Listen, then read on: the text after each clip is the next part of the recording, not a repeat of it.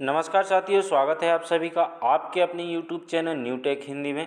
दोस्तों, आज की इस वीडियो में हम सीएम राइज प्रशिक्षण अंतर्गत कोविड-19 बचाव अनुरूप व्यवहार की मेन प्रश्नोत्तरी मूल्यांकन को सॉल्व करने का प्रयास करेंगे। तो चलिए हम स्टार्ट करते हैं। तो हम सबसे पहले मूल्यांकन को ओपन करेंगे और यहाँ पर हमको एक ऑप्शन मिलेगा अपनी समझ को जाँचें। हम इस पर क्लिक करेंगे, चलाएँ पे क्लिक करेंगे तो हमारे सामने जो इसका कंटेंट है वो लोड होकर आ जाएगा। अब यहाँ पे देखिए, आपकी समझ को जांचें प्रमाण पत्र तभी जारी किया जाएगा जब आप 3 प्रयासों के भीतर 70% या इससे अधिक अंक प्राप्त कर लेंगे। तो चलिए हम आगे बढ़ते हैं। तो इसका जो पहला प्रश्न है वो हमारी स्क्रीन पर है। कोविड-19 से बचाव के हटेगा व्यवहारों में से निम्नलिखित में से कौन सा विकल्प सबसे उपयुक्त है? 4 विकल्प हैं। भोजन, मध्याह्न भोजन के दौरान सुरक्षित शारीरिक दूरी सुनिश्चित करना। दूसरा है प्रत्येक भोजन से पहले और बाद में खाना पकाने, परोसने, खाना के क्षेत्र और सतहों को साफ और विसंक्रमित करें। तीसरा है शौचालय खंड को दिन में 2 बार साफ और विसंक्रमित करें। और चौथा है सभी। तो दोस्तों, इस प्रश्न का जो मेरे हिसाब से सही आंसर लग रहा है वो इसका चौथा विकल्प है, सही। तो चलिए हम इसको सिलेक्ट करते हैं और आगे बढ़ते हैं। अगला प्रश्न है, निम्नलिखित में से किसे कोविड-19 महामारी के दौरान एक प्रमुख उपाय के रूप में स्कूलों में अनिवार्य किया जाना चाहिए? तो इसका जो पहला विकल्प है, हमेशा की तरह नियमित गतिविधियां जारी रखें जैसा कि पूर्व कोविड-19 अवधि में था। दूसरा है सीखने की उपलब्धियां, लर्निंग अचीवमेंट के लिए लगातार समूह बैठकें आयोजित करें।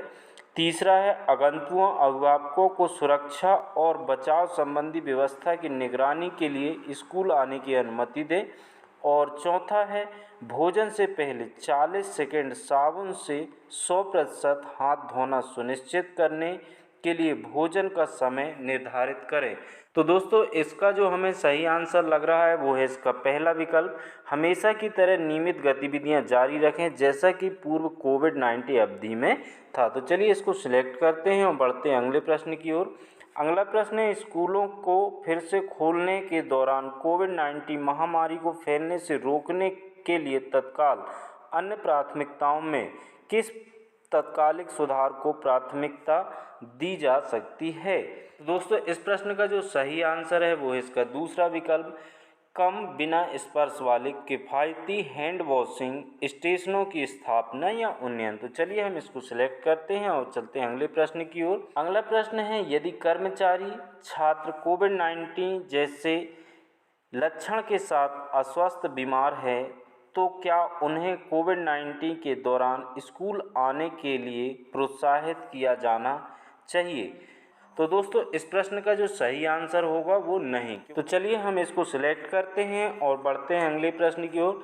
दोस्तों, यदि आपको कोविड-19 बचाव के अनुरूप व्यवहार प्रशिक्षण दीक्षा प्लेटफॉर्म पर नहीं मिल रहा है तो उसकी जानकारी मैंने अपनी अगली वीडियो में बताई थी और उस वीडियो की लिंक आपको ऊपर आई बटन पर मिल जाएगी। आप उस लिंक पर क्लिक करके उस वीडियो को देख सकते हैं और दीक्षा ऐप्स पर कोविड-19 बचाव अनुरूप व्यवहार प्रशिक्षण को सर्च कर सकते हैं।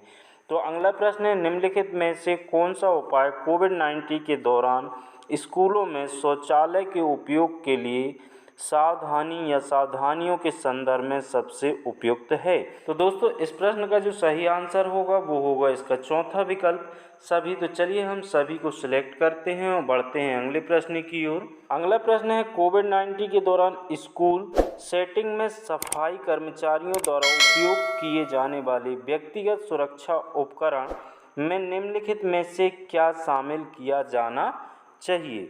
तो दोस्तों, इस प्रश्न का जो सही आंसर है वो है इसका पहला विकल्प, हाथ के दस्ताने, face cover, mask, face shield और सुरक्षा चश्मे। तो चलिए इसको सिलेक्ट करते हैं और बढ़ते हैं अपने अगले प्रश्न की ओर। कोविड-19 के मद्देनज़र स्कूलों में बार बार छुई जाने वाली सतहों जैसे हैंडरेल, दरवाज़ों के हैंडल, स्विच, पीने के पानी के कंटेनर की सतह, हैंड वॉशिंग स्टेशन, शौचालय खंड, कुर्सियाँ आदि की सफाई के लिए सिफारिश की गई आवृत्ति क्या है?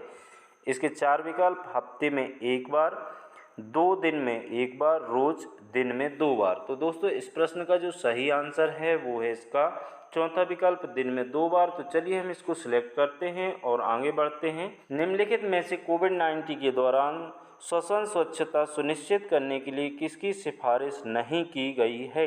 तो दोस्तों मेरे हिसाब से इस प्रश्न का जो सही आंसर होना चाहिए वो होना चाहिए इसका पहला विकल्प। यदि आपके पास टिश्यू पेपर नैपकिन नहीं है तो अपने हाथों हथेली में खांसें या छींकें। तो चलिए हम इसको सिलेक्ट करते हैं और आगे बढ़ते हैं। कोविड-19 के प्रसार को रोकने के लिए हाथ धोने के लिए निम्नलिखित में से सबसे उपयुक्त सामग्री क्या है?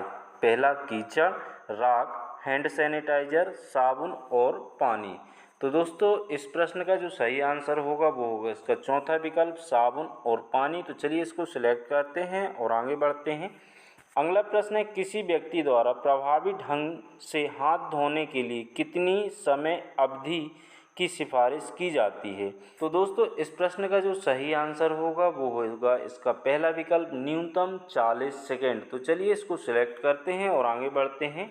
अगला प्रश्न है, छात्रों, शिक्षकों, कर्मचारियों को स्कूल के संदर्भ में निम्नलिखित में से किस जगह पर कोविड-19 के प्रसार से बचने के लिए शारीरिक दूरी का पालन सुनिश्चित करना चाहिए? तो दोस्तों इस प्रश्न का जो सही आंसर होगा वो होगा इसका चौथा विकल्प, उपरोक्त सभी जगहों पर।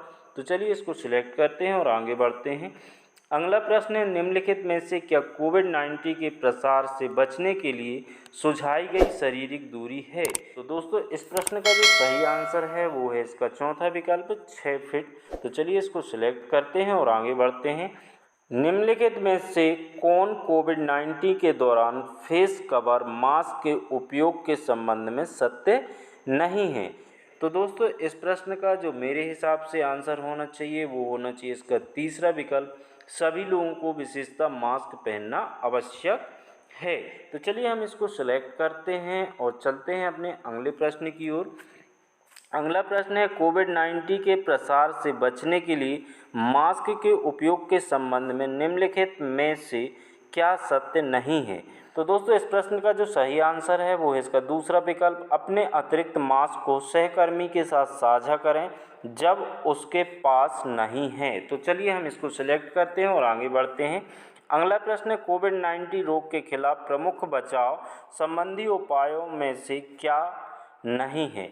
तो दोस्तों मेरे हिसाब से इस प्रश्न का जो सही आंसर होगा वो होगा इसका पहला विकल्प, गर्म पानी पीना। तो चलिए हम इसको सिलेक्ट करते हैं और आगे बढ़ते हैं। निम्नलिखित में से कौन कोरोना वायरस के संचरण का सामान्य माध्यम नहीं है? तो दोस्तों इस प्रश्न का जो सही आंसर है वो है इसका तीसरा विकल्प, पानी के माध्यम से। तो चलिए हम इसको सिलेक्ट करते हैं और आगे बढ़ते हैं।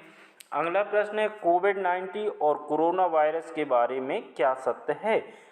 तो दोस्तों इस प्रश्न का जो सही आंसर है वो है इसका चौथा विकल्प, कोविड-19 रोग कोरोना वायरस के कारण हो सकता है। तो चलिए हम इसको सिलेक्ट करते हैं और आगे बढ़ते हैं। कोविड-19 के संदर्भ में पूर्व महामारी अवधि की तुलना में सुरक्षित और स्वच्छ स्कूल वातावरण का सापेक्ष महत्व क्या है? तो दोस्तों इस प्रश्न का जो सही आंसर है वो है इसका तीसरा विकल्प, महामारी से पहले की अवधि से अधिक। तो चलिए हम इसको सिलेक्ट करते हैं और आगे बढ़ते हैं। तो दोस्तों यहाँ पे टोटल 18 प्रश्न थे, 18 के हमने आंसर किए और यहाँ पे अब जो हम सबमिट का बटन है, सबमिट करके देखते हैं कि हमारा क्या स्कोर है। तो चलिए हम इसको सबमिट करते हैं।